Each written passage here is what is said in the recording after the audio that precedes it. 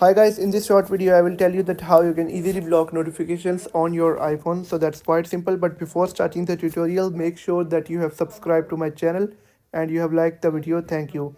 So let's get started. So first of all, you will have to open up settings and then click on notifications.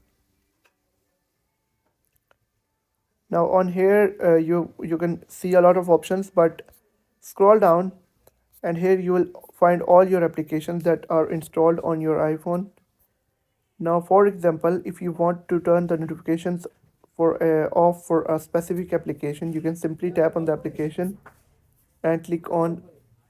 You can see an option on the top, allow notification. You can simply toggle it off.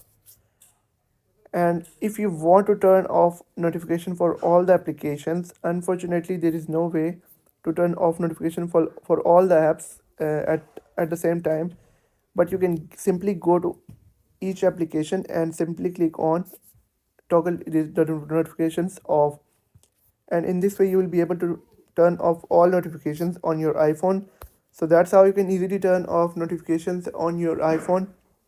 If you found the video helpful, make sure to like the video.